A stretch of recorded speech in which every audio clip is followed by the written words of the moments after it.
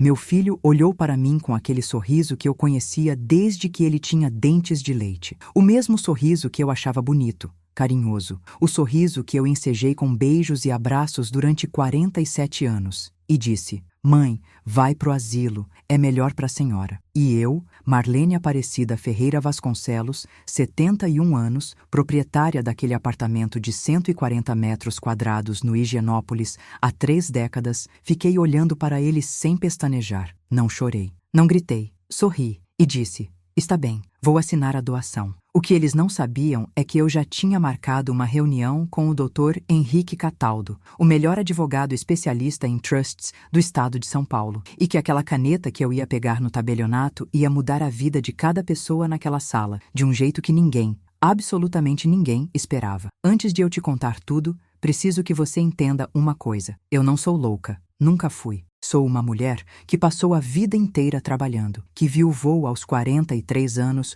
com 2 filhos pequenos, que acordou às 5 da manhã durante 22 anos para dar aula de matemática em 3 escolas diferentes, que economizou cada real, que nunca pediu nada para ninguém, que comprou aquele apartamento com o dinheiro do meu suor e do meu juízo. Mas na cabeça do meu filho Rodrigo e da minha nora Patrícia, eu era apenas uma velha que estava ficando sem utilidade, um estorvo, um problema a resolver, uma assinatura a conseguir. Eu me chamo Marlene Aparecida Ferreira Vasconcelos, 71 anos, cabelo branco que eu não pinto há 12 anos porque aprendi que o tempo não precisa ser escondido, apenas respeitado. Vivo sozinha no apartamento do Higienópolis desde que meu marido Osvaldo faleceu, em 1999. Tenho 2 filhos. Rodrigo, 47 anos, o mais velho, casado com Patrícia há 18 anos. 2 netos lindos que eu crio com amor toda vez que eles aparecem aqui. E tenho a minha Beatriz, 44 anos, que mora em Curitiba com o marido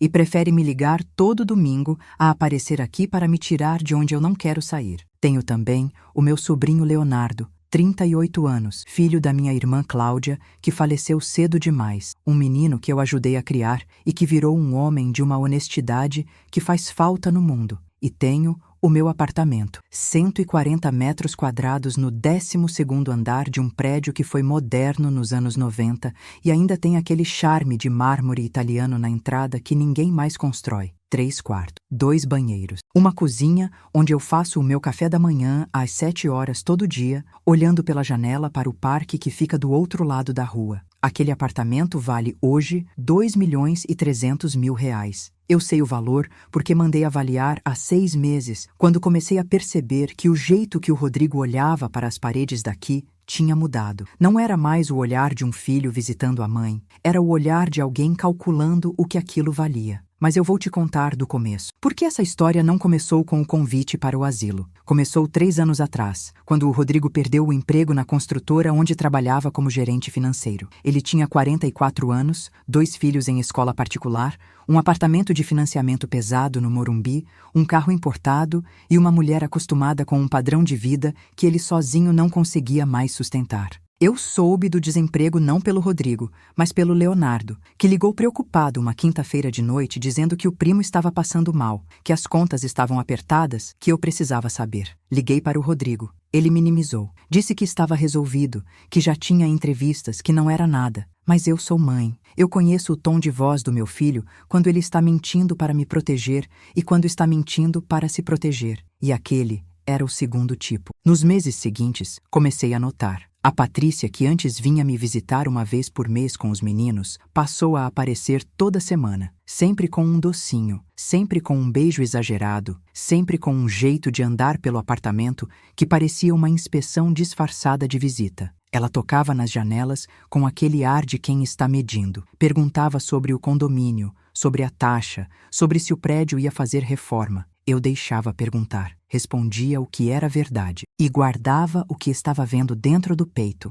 quieto, como aprendi a guardar muita coisa ao longo de 71 anos de vida. Rodrigo arrumou emprego novo depois de 8 meses, mas o emprego novo pagava menos e as dívidas que acumularam durante aquele tempo não sumiram porque a carteira assinada voltou. Eu sabia, porque Leonardo me contava com cuidado, com aquela delicadeza de quem não quer criar confusão, mas também não consegue ficar calado quando a tia está sendo poupada de informações que ela precisava ter. Foi numa dessas visitas de domingo que o Rodrigo falou pela primeira vez no assunto, ainda de forma velada, ainda embrulhado naquele papel de presente de quem quer parecer que está sendo cuidadoso com os sentimentos da mãe. Ele disse: "Mãe, a senhora já pensou que esse apartamento é grande demais para uma pessoa só?" Eu disse que não, que eu gostava do espaço, que precisava do espaço. Ele disse: "Mas a senhora já não está mais nova, né? E se a senhora cair? E se precisar de ajuda e não tiver ninguém aqui?" Eu disse que tinha o interfone, que tinha os vizinhos, que tinha saúde e juízo.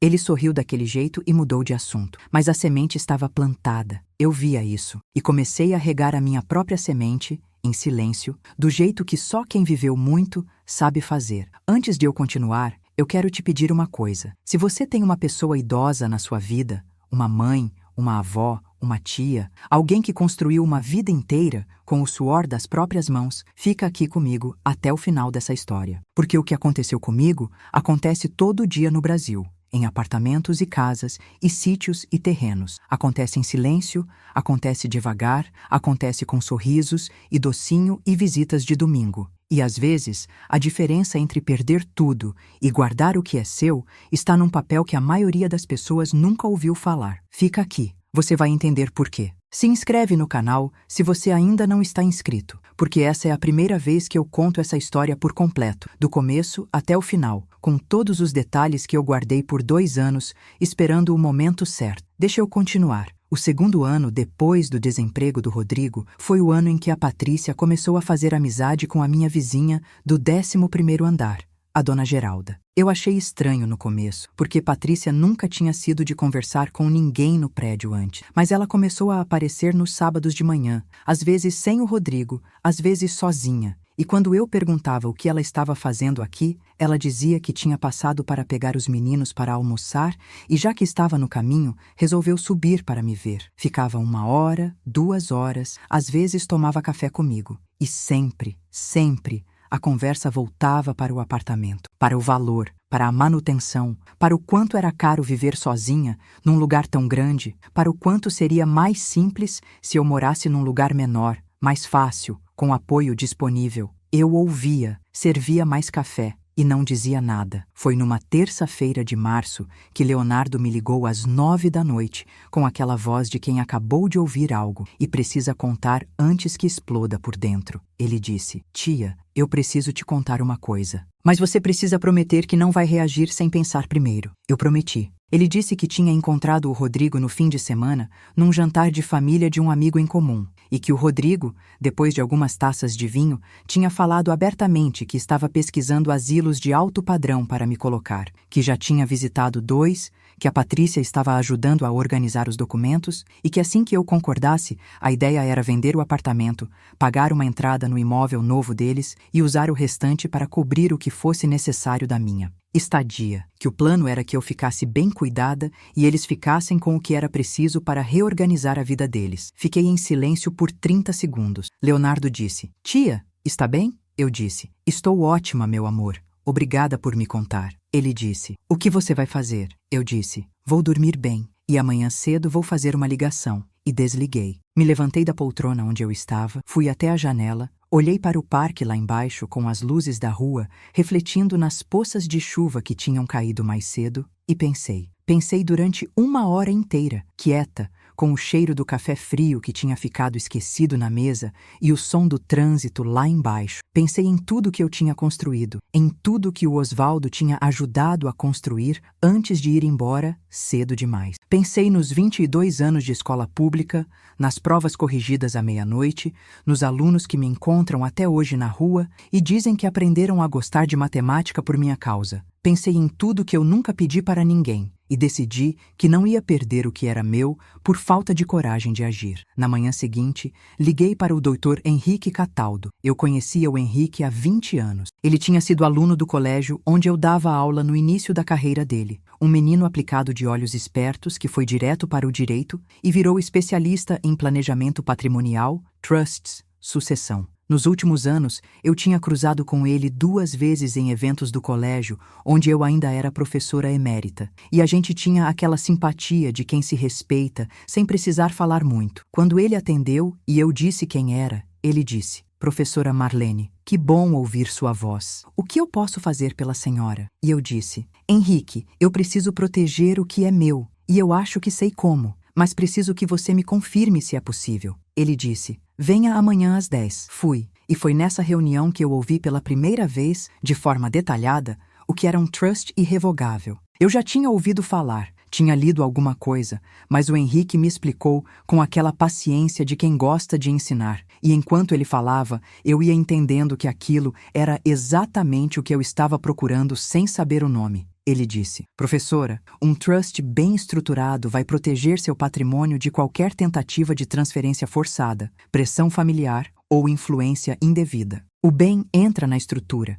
A senhora mantém o direito de uso enquanto viver, e o destino final é definido por você, agora, de forma irrevogável. Irrevogável. Aquela palavra ficou ecoando na minha cabeça com uma força que eu não esperava. Irrevogável. O que eu decido, ninguém desfaz. Passei 3 semanas me reunindo com o Henrique. 3 semanas revisando documentos, entendendo cada cláusula, definindo cada detalhe. 3 semanas tomando a decisão mais importante que eu tomei em 71 anos de vida. E durante essas 3 semanas, continuei recebendo o Rodrigo e a Patrícia nas visitas de domingo como se nada estivesse acontecendo. Servi café, ouvi as conversas sobre asilo, respondi com vagueza quando perguntavam se eu tinha pensado mais no assunto, e guardei tudo dentro de mim, com a calma de quem sabe que o tempo certo está chegando. Foi numa dessas visitas de domingo, 3 semanas depois da minha primeira reunião com o Henrique, que o Rodrigo resolveu formalizar o que estava no ar há meses. Estava sentado no meu sofá com a Patrícia do lado, os dois arrumados demais para um domingo casual, com aquele ar de quem ensaiou o que ia falar. E foi aí que ele disse, com aquele sorriso que eu conheço há 47 anos: Mãe, vai pro asilo. É melhor para a senhora. 12 palavras. 47 anos de filho, condensados em 12 palavras ditas com um sorriso que não chegava aos olhos. Eu coloquei a xícara na mesa devagar, endireitei as costas e disse: Está bem, Rodrigo. Vou assinar a doação. Os dois se olharam. A Patrícia colocou a mão na boca, disfarçando o que eu sei que era um sorriso. O Rodrigo disse: Mãe, a senhora tem certeza? Eu disse: Tenho. Manda o advogado de vocês entrar em contato com o meu. Já tenho tudo preparado. Eles saíram do apartamento 10 minutos depois, de mãos dadas, com aquela pressa de quem quer estar longe antes que o outro mude de ideia. E eu fui ligar para o Leonardo. Quando ele atendeu, disse: Leonardo, está marcado para quinta-feira, no Tabelionato da Consolação, às 2 da tarde. Eu quero que você esteja lá. Ele disse: Tia, você não vai fazer isso. Você não vai assinar esse apartamento para eles. Eu disse: Não. Pausa. Mas você precisa estar lá para ver o que vai acontecer. Silêncio de 3 segundos. Depois ele disse baixinho: Você já fez alguma coisa, né? Não era pergunta. Eu disse: Quinta-feira, 2 da tarde, meu amor. Não se atrase. E desliguei sorrindo pela primeira vez em semanas. Eram 15 pessoas na sala do tabelionato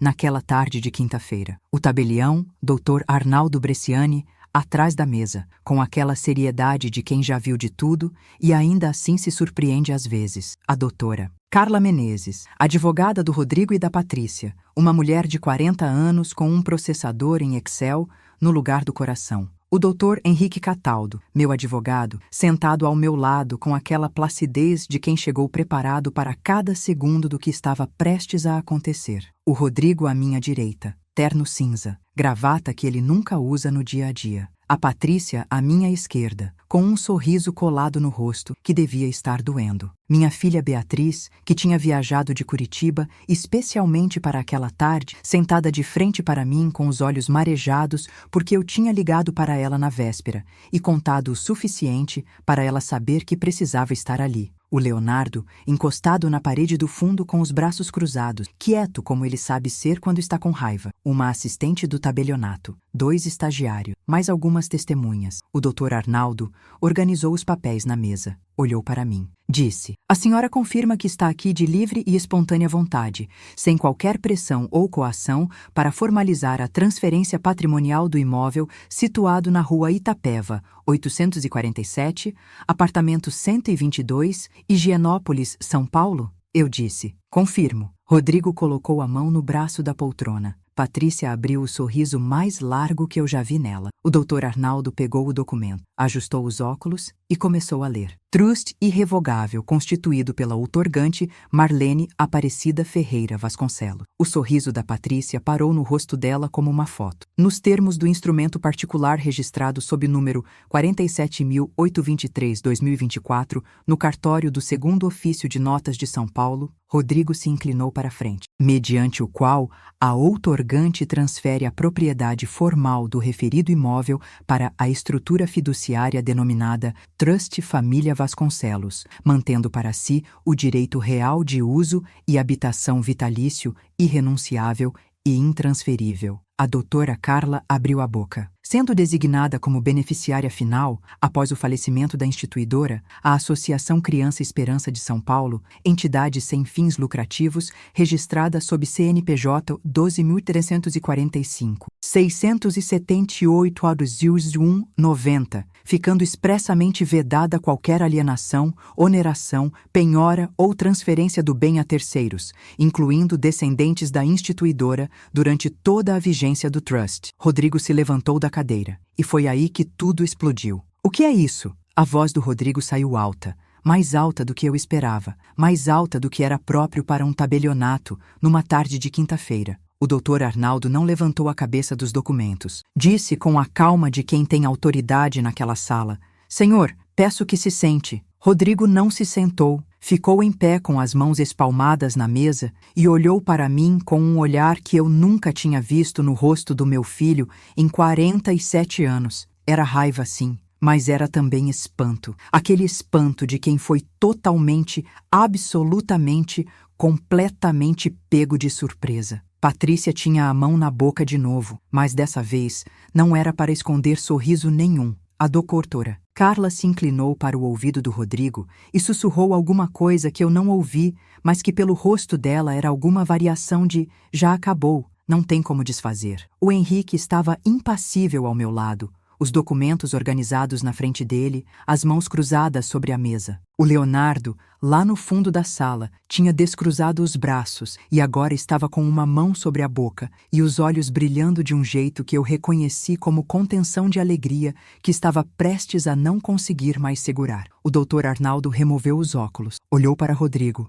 disse: Senhor Rodrigo, o documento é válido, está registrado e protocolado desde 22 de março deste ano. O instrumento constitutivo foi lavrado em cartório, registrado em 3 órgãos competentes e não pode ser alterado, cancelado ou revertido sob nenhuma hipótese. Sua mãe tem pleno direito de uso e habitação do imóvel pelo resto de sua vida. O imóvel, após o falecimento dela, pertencerá à associação beneficente indicada. Não há nada que possa ser feito juridicamente para mudar isso. Rodrigo ficou olhando para o tabelião por 5 segundos sem falar. Depois olhou para mim. E foi a primeira vez, em toda aquela tarde, que ele me olhou de verdade. Não a olhada rápida de quem está monitorando a situação. Não o olhar calculado de quem está avaliando. Me olhou. E no olhar dele, eu vi passando, como um filme acelerado, tudo que ele estava entendendo naquele momento. Que eu sabia desde o começo, que eu tinha deixado acontecer de propósito. Que cada visita de domingo, cada café servido, cada conversa sobre asilo, cada sorriso meu sem resposta, havia sido parte de um processo que eu estava conduzindo desde que o Leonardo me ligou naquela terça-feira de março. Que ele, meu filho de 47 anos com MBA e 18 anos de gestão financeira, tinha sido completamente superado pela sua mãe de 71 anos, que ele achava que estava ficando sem utilidade. Eu segurei o olhar dele, não sorri, não fiz expressão nenhuma, apenas olhei de volta, quieta, com aquela firmeza que a vida me ensinou a ter quando preciso dela. Foi Patrícia quem falou primeiro. A voz dela saiu diferente, sem aquele mel artificial das visitas de domingo, sem o docinho e o beijo exagerado. Saiu seca. Dona Marlene, a senhora não está sendo razoável. Eu disse com calma. Patrícia, eu estou sendo exatamente razoável. Sempre fui. Ela disse. A senhora prometeu. Eu disse. Não. A senhora interpretou o que quis interpretar. Eu disse que ia assinar a doação. Assinei. Doei para quem eu quis. A doutora Carla colocou a mão no braço da Patrícia, num gesto que era claramente para ela parar de falar, antes de piorar uma situação que já estava encerrada. Patrícia se controlou, mas os olhos dela estavam molhados agora, e eu notei que não era da tristeza que eu esperava de quem perdeu um apartamento que achava que ia ganhar. Era de uma raiva funda, aquela raiva de quem se sente enganado. E ali, naquele momento, entendi que ela nunca tinha me visto como uma mãe para amar. Nunca tinha me visitado por afeto. Aquelas horas de domingo, aquele café, aquelas conversas, tudo tinha sido investimento. E o investimento não deu o retorno que ela esperava. Isso doeu. Vou ser honesta com você. Doeu de um jeito diferente da raiva, diferente do medo de perder o apartamento. Doeu naquele lugar fundo onde a gente guarda as ilusões sobre as pessoas que ama. Porque, por mais que eu soubesse intelectualmente o que estava acontecendo, por mais que o Leonardo tivesse me contado, por mais que eu tivesse passado 3 semanas me preparando, ainda havia uma parte minha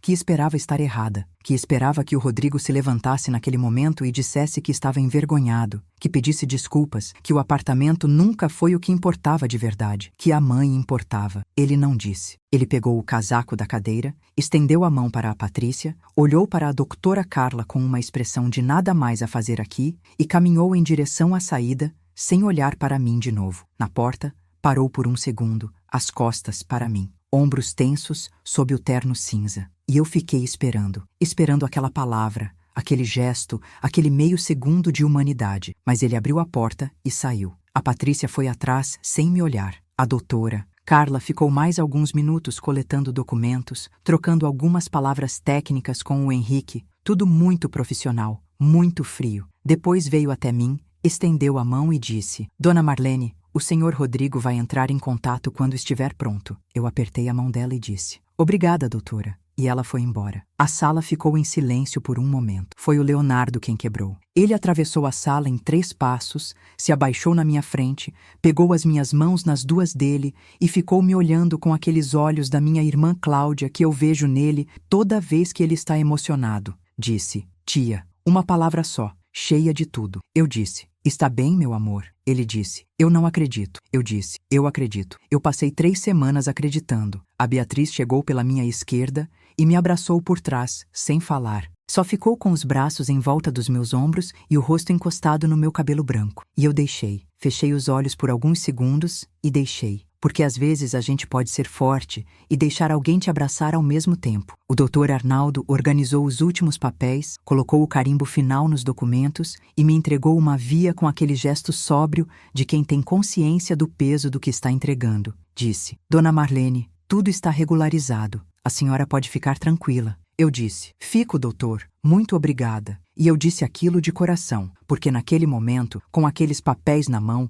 eu senti algo que eu não sentia há muito tempo. Não era vitória exatamente, era mais tranquilidade. Era a sensação de que o que era meu estava protegido do jeito que devia estar desde o começo, e que a minha vida ia continuar sendo minha da única forma que importava. Mas antes de sair dali, eu ainda tinha uma coisa para fazer. Pedi para o Leonardo e a Beatriz me esperarem um momento. Peguei o meu telefone e fiz uma ligação. Ele atendeu no segundo toque. Disse: Alô? Eu disse: Doutor Arnaldo, senhor da Associação Criança Esperança. Meu nome é Marlene Vasconcelos. A senhora deve receber um ofício do tabelionato nos próximos dias, informando sobre uma doação futura. Quero que a senhora saiba que aquele bem vai estar esperando para ser muito bem usado. Do outro lado, depois de uma pausa, a voz do responsável pela associação disse: Dona Marlene, nós sabemos da sua generosidade. Muito obrigado. Desliguei e fui juntar com minha família. Mas eu preciso te contar o que aconteceu nos dias seguintes, porque a história não terminou naquele tabelionato.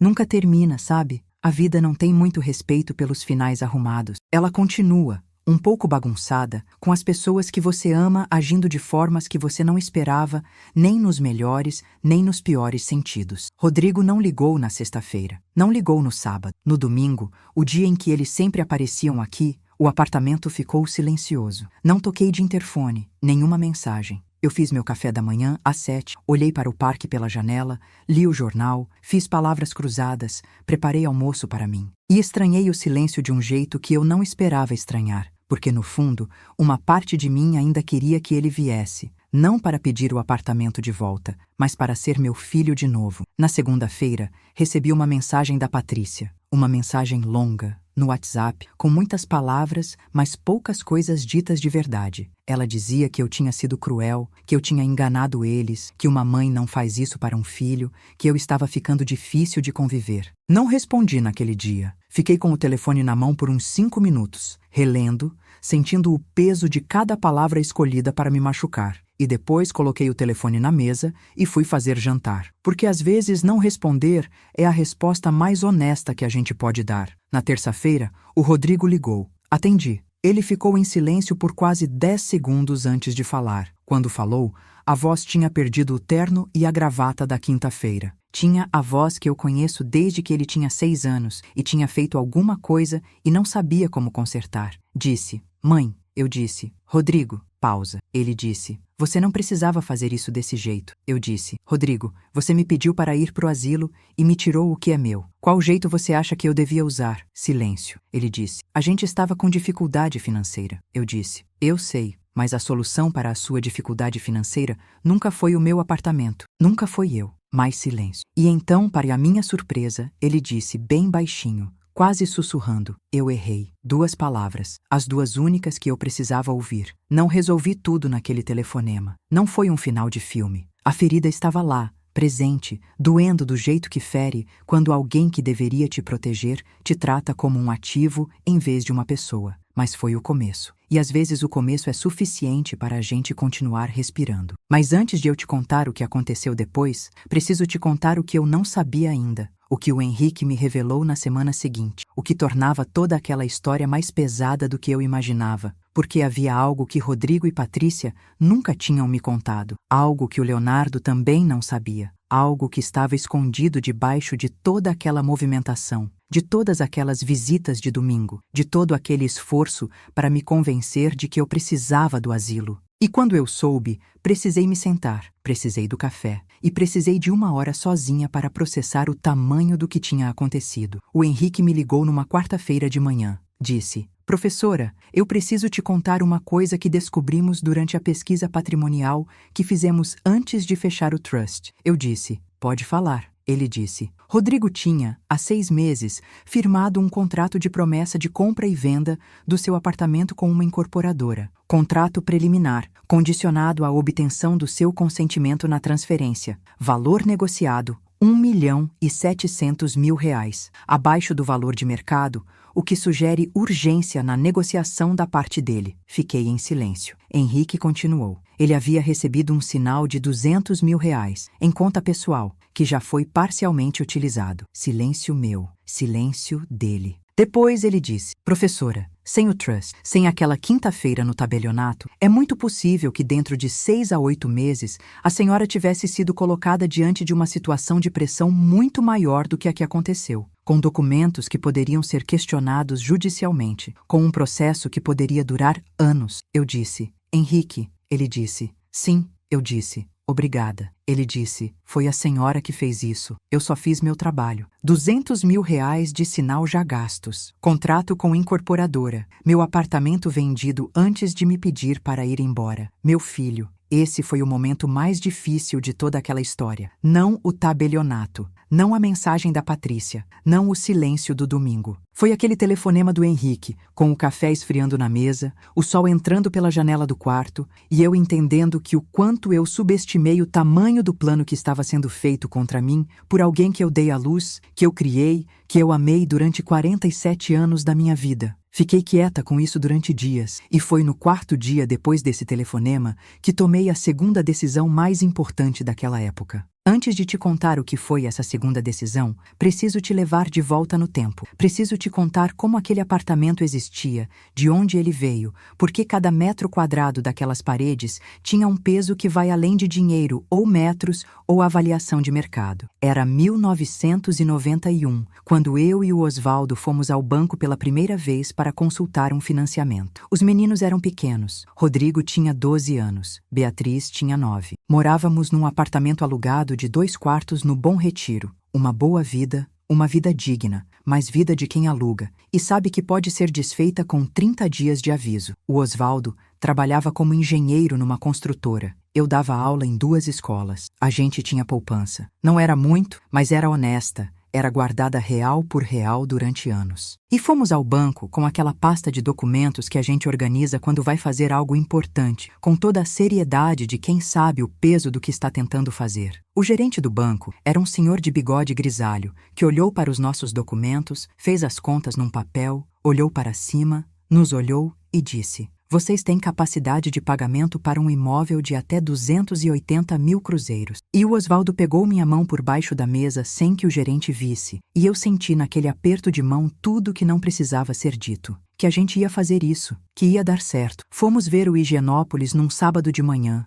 Eu, o Osvaldo e os 2 filhos. Era um prédio em construção, apenas a estrutura de concreto levantada, com aquela terra vermelha ao redor e o cheiro de cimento que eu aprendi a associar com esperança. O corretor nos mostrou a planta do 12º andar. Eu olhei para aquela planta e soube que era aquele. Não sei explicar direito. Soube e pronto. O Osvaldo olhou para mim e disse: "Esse, igual eu." E a gente fechou. Pagamos a entrada com a poupança de 6 anos. Pagamos o financiamento durante 12 anos, com atraso nas épocas difíceis, com adiantamento quando sobrava um pouco mais, com aquela disciplina de quem sabe que está pagando por algo que é mais do que um endereço. Nos mudamos em 93, quando o prédio ficou pronto. Os meninos eram adolescentes. A Beatriz decorou o quarto dela com cartazes de banda que eu deixei com o coração na mão porque eram cartazes colados na parede do que era meu, da parede que era minha, que eu tinha comprado. O Osvaldo morreu em 99, infarto fulminante, uma manhã de novembro, sem aviso, sem despedida. Tinha 52 anos, eu tinha 43. Os filhos tinham 20 e 16, e eu fiquei. Fiquei no apartamento que era nosso e que passou a ser só meu, mas que tinha as marcas dele em cada canto, no jeito que a prateleira estava organizada, porque ele tinha uma forma específica de organizar prateleiras. No amassado da parede do corredor que aconteceu, quando ele tentou tirar uma estante pesada sozinho porque era teimoso. No jardim de temperos na varanda que ele havia plantado e que eu continuei regando por anos depois que ele foi embora, porque regar era uma forma de manter aquela conversa que não podia mais acontecer de outras formas. Continuei dando aula. Criei os 2 filhos até onde se criam. Paguei a faculdade do Rodrigo e da Beatriz. Vi os 2 se casarem, vi os netos nascerem, vi a vida seguir com aquela velocidade que não para perguntar se você está pronta. E em cada fase dessa vida, o apartamento estava lá, firme, meu, o lugar onde eu acordava toda manhã sabendo que era meu e que ninguém podia tirar. Ou assim eu pensava. A segunda decisão que tomei, 4 dias depois da ligação do Henrique sobre o contrato com a incorporadora, foi esta: conversar com o Rodrigo. De verdade, sem advogado, sem tabelião, sem terceiros. Só nós 2, mãe e filho, com tudo que tínhamos para dizer e que ficou sem ser dito durante muito tempo. Liguei para ele, disse: "Rodrigo, eu quero que você venha aqui sábado de manhã, sem a Patrícia." Pausa longa do lado dele. Depois: "Tudo bem." Desliguei. E passei a semana inteira pensando no que ia falar, organizando não no papel, mas na cabeça, com aquela arrumação interna que a gente faz quando vai ter uma conversa que não pode ser desfeita depois. O Rodrigo chegou no sábado às 10 da manhã. Cabelo molhado de banho recente, jeans, camiseta sem a produção do tabelionato. Pareceu mais novo assim, pareceu mais meu filho assim. Eu tinha o café passado, 2 xícaras na mesa, aqueles biscoitos de polvilho que eu faço e que ele gosta desde criança. Ele olhou para os biscoitos e algo passou pelo rosto dele que eu não tentei nomear. Se sentou, serviu o café sem eu precisar pedir. Pegou um biscoito, ficou olhando para a mesa. Eu disse: "Eu sei do contrato com a incorporadora." Ele parou com o biscoito na metade do caminho para a boca. Colocou de volta no prato. Não falou. Eu disse: 200 mil de sinal, já gastos, pelo que me disseram. Silêncio. Eu disse: "Rodrigo, eu não vim aqui para te julgar, vim para entender." Ele levantou o rosto. Os olhos dele estavam vermelhos. Não de choro agora, de alguma coisa mais funda do que choro. Disse: "Mãe, eu estava afogando." Eu disse: "Conta." E ele contou. Durante 1 hora e 20 minutos, o meu filho me contou tudo o que eu não sabia. As dívidas que acumularam durante os 8 meses de desemprego. O empréstimo que ele fez às escondidas com um banco privado a juros que não eram razoáveis porque era o único que aprovava sem garantia. A parcela do financiamento do apartamento que atrasou 3 vezes, a escola das crianças que mandou notificação, a Patrícia que ele disse ter sido ela que sugeriu o apartamento primeiro, o que eu não sei se é verdade ou se é a versão que ele precisava acreditar para se perdoar um pouco. O modo como o plano foi crescendo aos poucos, como foi deixando de ser uma ideia maluca e virando uma solução, como ele foi se convencendo de que eu ia entender, que eu ia querer ajudar, que no fundo era isso que uma mãe fazia, que uma mãe dava o que tinha para salvar o filho. Ouvi tudo sem interromper, com as 2 mãos em volta da xícara, o café já frio, o sol na janela que tinha subido enquanto ele falava. E quando ele terminou, ficamos em silêncio por um momento. Depois eu disse: Rodrigo, eu entendo o que você estava sentindo, não porque eu aprovo o que você fez, mas porque eu conheço o desespero. Eu viuvei com 2 filhos adolescentes. Eu sei o que é olhar para as contas e não ver saída. Sei, ele disse. Eu sei que você sabe. Eu disse: mas filho, você podia ter me pedido ajuda. Podia ter chegado aqui, sentado nessa mesa onde você está agora,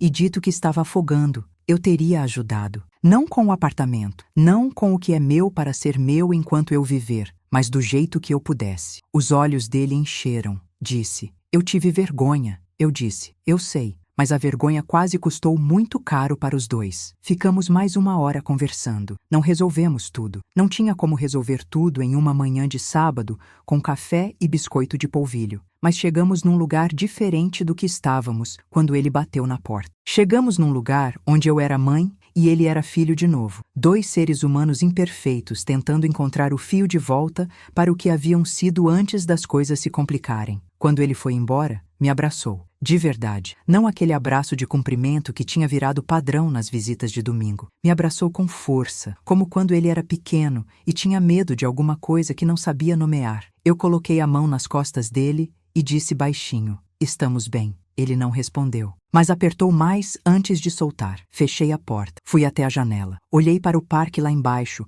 com as árvores do começo da tarde e as pessoas passando com seus cachorros e seus carrinhos de bebê, e suas vidas acontecendo sem saber das minhas. E chorei. Demorei mais para chorar do que devia, porque eu precisava ter aquela conversa antes de poder chorar. Mas chorei. Pelo apartamento que quase perdi. Pelo filho que quase perdi de um jeito diferente. Pelo Osvaldo que não estava aqui para me ajudar a pensar. Pela Cláudia que não estava aqui para tomar café comigo e me dizer que eu tinha feito certo. Por tudo que a vida pede da gente sem avisar que vai pedir. Chorei por uns 10 minutos. Depois, lavei o rosto, aqueci o café e fui ligar para a Beatriz. Mas a história ainda não tinha acabado, porque faltava o mais delicado. Faltava a Patrícia. Com a Patrícia, as coisas foram diferentes. E eu preciso ser honesta com você sobre isso, porque seria fácil contar essa parte de um jeito mais simples do que foi, e eu me comprometi a contar de verdade. Patrícia não me ligou durante 3 semanas depois do tabelionato. Não mandou mensagem além daquela primeira mais raivosa do que triste. Eu não forcei o contato. Deixei o tempo fazer o que o tempo faz. E foi num sábado de maio, 6 semanas depois daquela quinta-feira no Higienópolis, que ela apareceu aqui sozinha. Sem os filhos, sem o Rodrigo. Só ela. Eu abri a porta e a olhei. Ela estava com um rosto que eu nunca tinha visto nela. Sem a maquiagem do dia a dia, sem o jeito estudado das visitas de domingo, olheiras, cabelo preso de qualquer jeito. Uma blusa que ela provavelmente vestiu sem pensar muito. Me pareceu pela primeira vez em 18 anos de convivência,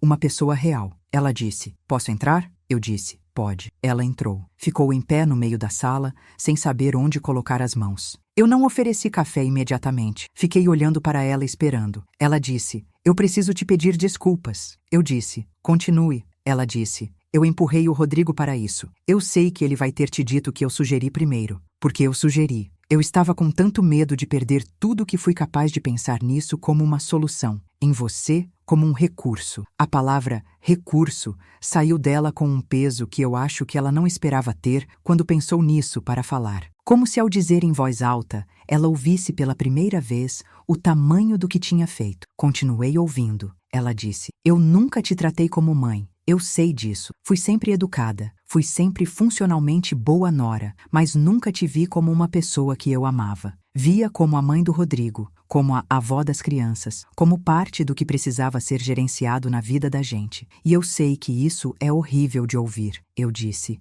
"É." Ela disse: "Me desculpa." Ficou em silêncio. Os olhos dela encheram, mas ela não deixou cair. Respirou fundo. segurou. Eu olhei para ela por um momento. Aquela mulher de 40 e poucos anos que eu nunca consegui amar do jeito que queria amar a mãe dos meus netos. E pensei que ela estava sendo corajosa. Não da forma heróica, mas da forma verdadeira, que é a que importa. Disse: Patrícia, eu aceito as suas desculpas. Não porque esqueci. Não porque está tudo resolvido, mas porque eu sei o que o medo faz com as pessoas e eu prefiro acreditar que você é mais do que o que fez. Ela assentiu. Uma lágrima escapou no final. Ela limpou rápido. Ficamos mais meia hora conversando sobre os meninos, sobre os netos, sobre coisas práticas que precisavam de atenção. Quando ela foi embora, não foi com um abraço caloroso que eu nunca tive com ela, mas foi com um aperto de mão que durou 1 segundo a mais do que o necessário. E isso, naquele momento, era o suficiente. Nos dias seguintes à visita da Patrícia, comecei a pensar diferente sobre algumas coisas. Não sobre o trust, não sobre a decisão que tomei, sobre aquilo que eu ainda podia fazer, sobre o que tinha sobrado depois de tudo isso,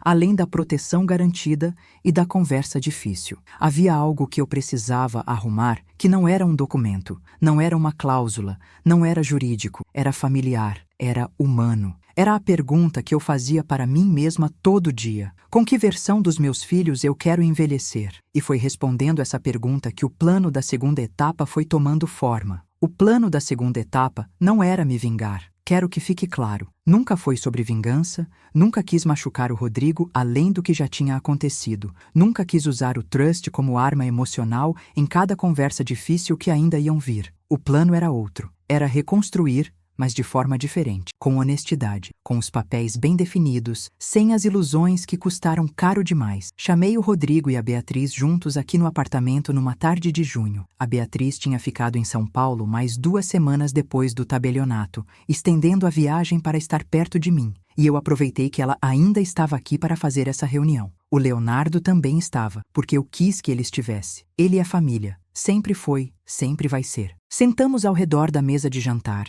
a mesma onde a gente tinha almoços de domingo durante anos, a mesma do aniversário das crianças, a mesma onde eu corrigia a prova às 11 da noite quando os filhos já dormiam. Eu tinha preparado almoço, feijão, arroz, frango na panela, aquele tempero de alho e cebola que o cheiro já é uma memória afetiva antes mesmo de comer. E eu tinha uma coisa para mostrar para eles. Tirei uma pasta da gaveta da sala. Dentro da pasta havia documentos. Não documentos jurídicos, não do trust, não dos advogados. Eram documentos de memória, fotos antigas, contas pagas, recibos da faculdade do Rodrigo e da Beatriz, o contrato de financiamento do apartamento com as assinaturas do Osvaldo e minhas, do dia em que a gente assinou em 91, o recibo da última parcela paga, em 2003, com uma anotação à mão do Osvaldo. Conseguimos, Marlinha. Sem mais. Conseguimos, Marlinha. Coloquei tudo no centro da mesa. Deixei que cada um olhasse no seu tempo. A Beatriz pegou a foto primeiro, aquela em que a gente estava na frente do prédio em construção em 91, o Rodrigo adolescente, ela com os dentes da frente faltando, eu e o Osvaldo com aquele sorriso específico de quem acabou de fazer algo enorme. O Rodrigo pegou o recibo da última parcela. Ficou olhando para a letra do pai por tempo demais para ser casual. Eu disse: eu não mostrei isso para fazer vocês se sentirem mal. Mostrei porque eu quero que vocês saibam de onde viemos, o que este apartamento custou, não em dinheiro, em tempo, em esforço, em 22 anos de manhãs de 5 horas, em contas que foram apertadas e parcelas que foram cumpridas porque a gente decidiu que ia cumprir. Pausa. Este apartamento é minha vida construída. Não posso dá-lo, mas posso continuar dividindo ela com vocês, do jeito que sempre dividi, desde que seja com honestidade. Rodrigo disse: mãe, eu disse, deixa eu terminar. Ele deixou. Eu disse: eu sei que vocês estavam com dificuldade, eu sei que o medo faz coisas com a gente, mas a partir de agora, qualquer dificuldade, qualquer problema, você vem aqui e fala. Não precisa ser bonito, não precisa estar resolvido. Você vem e fala, combinado? Rodrigo disse: combinado, com aquela voz de 12 anos. A Beatriz disse: e eu? Eu disse: você, minha filha, precisa aparecer mais. Ligar no domingo não é suficiente. Ela disse: eu sei. Disse: já estou olhando apartamento aqui em São Paulo. E aquilo me pegou de surpresa de um jeito que eu não esperava. Eu disse: é sério? Ela disse: levei um susto com essa história toda. Fiquei pensando que estou longe demais. E eu não disse nada mais, porque não era necessário dizer. Às vezes as coisas se resolvem por caminhos que a gente não planejou. O almoço ficou na mesa por 2 horas e meia. Comemos, conversamos, risos foram acontecendo a partir de um momento em que ninguém percebeu exatamente quando virou a chave. Mas virou. O Leonardo contou uma história de quando era pequeno que envolveu um cachorro da vizinha, uma cerca elétrica e consequências que deixaram todo mundo na mesa com aquela risada que dói nas costelas. Os netos do Rodrigo, que tinham vindo junto, ficaram correndo pelo apartamento como sempre fizeram, com aquele barulho de crianças que eu não trocaria por nada. Quando todos foram embora naquele fim de tarde, eu lavei a louça sozinha. Sempre lavo sozinha. É meu ritual do final do dia, o momento em que processo o que aconteceu enquanto as mãos estão ocupadas. Lavei cada prato pensando no que tinha mudado e no que tinha ficado igual. O apartamento igual, firme, seguro, meu. As relações mudadas, com as costuras aparecendo, mas a estrutura ainda presente. Eu mesma um pouco diferente, não mais ingênua sobre o que era capaz de acontecer, mas não endurecida. Isso era importante para mim, não endurecer, porque endurecer é fácil. Depois de algo assim, fechar o coração, tratar todos com distância preventiva, nunca mais ser surpreendida porque nunca mais confiar, isso é muito fácil. E é também muito solitário. Eu não queria aquilo. 71 anos de vida me ensinaram que a solidão escolhida por medo não é proteção, é apenas outra forma de perda. Mas havia uma parte da história que eu ainda não tinha fechado. Uma parte que envolvia o contrato com a incorporadora, os R$200 mil de sinal, e o que ia ser feito com aquilo, porque ignorar seria ignorar demais. Conversei com o Henrique sobre os aspectos jurídicos. O contrato com a incorporadora era nulo por ausência de titularidade, o que significava que a incorporadora devia acionar o Rodrigo para a devolução do sinal. O que aconteceu? A incorporadora entrou com ação de ressarcimento. O Rodrigo teve que devolver os R$200 mil ao longo de 18 meses, o que foi uma pressão financeira extra num momento que já era difícil. Eu não interferi nisso. Era consequência direta das escolhas dele, e consequências fazem parte de qualquer história real. Não ajudei a pagar, mas também não comemorei. Apenas deixei que acontecesse como deveria acontecer. O que eu fiz 6 meses depois, quando o Rodrigo estava mais estabilizado e tinha quitado boa parte da dívida com a incorporadora, foi algo que ninguém esperava. Chamei ele aqui, sozinhos, uma manhã de dezembro, com aquele calor de São Paulo que faz o apartamento ficar quente, por mais que o ventilador faça o que pode. Coloquei 2 copos de água gelada na mesa porque era impossível querer café com aquele calor. Ele se sentou me olhando com aquela cara de quem não sabe o que vem. Eu disse: Rodrigo, eu fiz uma doação para os meninos. Ele esperou. Eu disse: não o apartamento. Eu abri uma poupança vinculada no nome do Pedro e do Lucas, os netos dele. R$15 mil cada um. O dinheiro fica bloqueado até eles completarem 18 anos com rendimento. Ele ficou me olhando. Disse: mãe, você não precisava. Eu disse: eu sei que não precisava. Eu quis, porque eles não têm culpa de nada e porque a avó faz isso. Ele ficou em silêncio por um momento. Depois disse: mãe, eu fui um idiota. Eu disse: foi, mas está tentando não ser mais. Isso conta. Ele disse: obrigado. Eu disse: de nada. Agora bebe essa água antes de derreter. E rimos. Os dois juntos com a água gelada e o calor de dezembro,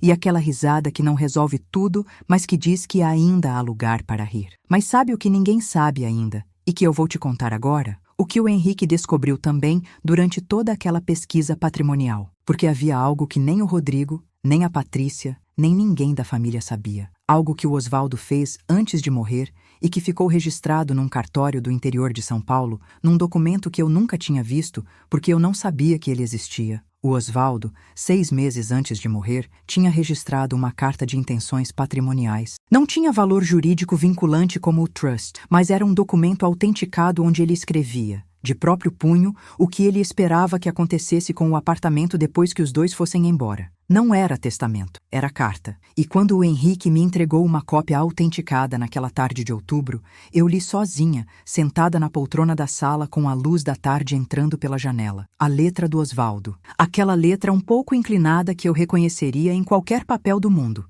Ele escreveu: este apartamento foi construído pelo nosso trabalho, pelo nosso amor e pela nossa teimosia de acreditar que era possível. que ele sirva para a Marlinha enquanto ela viver, do jeito que ela decidir, e que depois ela decida o que fazer com ele, porque ela sempre soube melhor do que todos o que é certo. Ele sempre soube. Fiquei olhando para aquele papel por muito tempo, com o cheiro do papel velho, com a letra do homem que ficou 52 anos e foi embora deixando essa certeza guardada num cartório do interior para que eu encontrasse quando precisasse, que ela sempre soube melhor do que todos o que é certo. 25 anos depois, com o trust registrado e o apartamento protegido, eu ainda estava de acordo com o Osvaldo. Continuei sabendo. Hoje eu tenho 72 anos. Fiz aniversário em agosto passado, naquele mesmo apartamento do Higienópolis, com a vista do parque pela janela, com o cheiro de bolo que a Beatriz fez porque ela voltou para São Paulo em março e comprou um apartamento a 8 quarteirões do meu, que é a distância certa para ter privacidade, mas poder aparecer na hora que precisar. Com o Rodrigo e os netos e a Patrícia, que ainda é complicada, mas está tentando de um jeito que eu respeito, sem precisar idealizar. Com o Leonardo, que apareceu com um buquê de flores do campo que ele sabia que eu prefiro às rosas. Com alguns amigos de anos que ainda estão aqui, o que é um presente que a gente entende melhor com o tempo. 72 anos, cabelo branco, apartamento meu, coração intacto. Eu não te conto essa história para te dizer que fui esperta. Não sou personagem de história de esperteza. Sou uma mulher que teve medo, que ficou quieta mais tempo do que devia porque não queria acreditar no que estava vendo, que chorou sozinha numa poltrona depois do tabelionato, olhando para o parque lá embaixo, que sentiu cada palavra do Rodrigo dizer que estava afogando e quis consertá-lo como mãe, enquanto ao mesmo tempo precisava me proteger como pessoa, que amou e ainda ama meu filho mesmo depois de saber o que ele planejou, porque o amor de mãe não é condicional, mas também não é ingênuo, e aprender essa diferença foi parte do que a vida me ensinou. Te conto porque eu sei que tem alguém ouvindo essa história agora que reconhece alguma coisa nela. Talvez seja você, talvez seja uma avó, uma mãe, alguém que está passando por algo parecido e não sabe ainda o que fazer. Talvez seja alguém que está do outro lado, que se reconheceu no Rodrigo, que está olhando para os próprios atos, com aquele desconforto de quem sabe que precisa mudar alguma coisa. Para quem está tentando proteger o que é seu, você tem o direito total, absoluto, inquestionável, de proteger o que você construiu. Não existe afeto que justifique abrir mão do que é seu por pressão. Não existe gratidão que você deve aos seus filhos ou netos que inclua sacrificar sua segurança. Você criou, você amou. Você está aqui. E você tem o direito de envelhecer no seu espaço, nas suas condições, com o seu patrimônio protegido. Se alguém na sua vida está te fazendo sentir diferente disso, procure ajuda. Fale com um advogado de confiança. Converse com alguém que te ame sem interesse. Não fique quieta esperando que a boa vontade seja suficiente, porque às vezes não é. Para quem se reconheceu no Rodrigo, eu não vou te julgar. Eu entendo o desespero. Entendo o que o medo de perder tudo pode fazer com as decisões da gente. Mas existe uma diferença entre pedir ajuda e tomar o que não é seu. Uma diferença entre estar em dificuldade e usar as pessoas que te amam como recurso. Se você está nesse lugar, o mais corajoso que você pode fazer não é encontrar uma solução no patrimônio de quem te amou a vida inteira. É chegar, sentar e dizer: estou afogando, me ajuda. Isso é mais difícil, é também mais verdadeiro, e verdade é o que constrói família. O resto constrói processo judicial. O trust ainda está em vigor. Vai estar enquanto eu viver e depois vai fazer o que foi planejado para fazer. Não me arrependo de nenhuma palavra daquele documento. Não me arrependo de nenhuma decisão daquelas 3 semanas de reuniões com o Henrique. Não me arrependo de ter deixado que naquela sala do tabelionato o doutor Arnaldo lesse cada palavra enquanto os sorrisos iam sumindo dos rostos. Me arrependo de não ter conversado antes, de ter servido café e deixado semanas passando sem dizer o que eu estava vendo, de ter protegido o Rodrigo de consequências menores por anos, o que talvez tenha contribuído para ele não aprender onde estava a linha. Isso é algo que eu carrego, com cuidado, sem me destruir com ele, mas com honestidade suficiente para reconhecer, porque crescer também é isso. É 72 anos, olhando para o que você poderia ter feito diferente, sem usar isso para se punir, mas para entender. Para chegar no dia seguinte um pouco mais sábia do que no anterior. A carta do Osvaldo está emoldurada na parede do meu quarto. Mandei emoldurar no dia em que o Henrique me entregou a cópia autenticada. Está lá, com aquela letra inclinada, que reconheceria em qualquer papel do mundo, com aquelas palavras que ele escreveu sozinho num cartório do interior 6 meses antes de ir embora. Toda manhã, quando me levanto e passo pelo quarto, a vejo. Às vezes paro um segundo, às vezes só passo. Mas ela está lá, e isso é suficiente. Todo dia às 7 horas eu faço meu café. Olho pela janela para o parque com aquelas árvores que estão ficando mais velhas junto comigo, que mudaram um pouco, mas continuam ali. Bebo o café devagar, porque pressa é luxo dos que têm muito tempo, e eu aprendi a não ter certeza de quanto tempo tem. Penso no dia que vai começar. Penso em quem vou ligar, em quem vai ligar para mim, nas palavras cruzadas que deixei pela metade ontem, nas plantas da varanda que precisam de água, e penso que este apartamento cheira a Osvaldo e a matemática ensinada com amor e a 62 anos de escolhas feitas pelo motivo certo, e que enquanto eu viver, ele é meu. E isso é muito. Se você chegou até aqui comigo, obrigada. De verdade. Esse não é um relato fácil de contar. Há partes que ainda doem quando eu toco nelas. Há momentos em que eu tive que parar antes de continuar. Há coisas que escolhi não dizer, porque pertencem só a mim e à minha família, e nem tudo precisa ser dividido para ter valor. Mas o essencial, eu te contei. E se uma palavra dessa história chegar em alguém que precisava ouvir, já valeu. Se você se importou com a minha história, se você tem alguém na vida que deveria ouvir isso, compartilha. Não porque eu preciso de audiência, porque talvez tenha uma Marlene em algum lugar que está servindo café num domingo e acreditando que vai ficar bem por si só, quando na verdade o que ela precisa é saber que existem caminhos, que existem advogados como o Henrique, que existem documentos que protegem, que existe saída que não passa por abrir mão do que é seu. Manda essa história para ela, deixa ela ouvir até o final. E se você é a Marlene que eu acabei de descrever, comenta aqui embaixo. Pode ser uma palavra só, pode ser um emoji, pode ser a sua história inteira se você quiser. Eu leio tudo, porque a gente que construiu uma vida inteira com as próprias mãos merece ser ouvida. E eu tenho ouvidos. Até a próxima história. Que o café de vocês esteja sempre quente e o que é de vocês sempre seguro. Com amor, Marlene.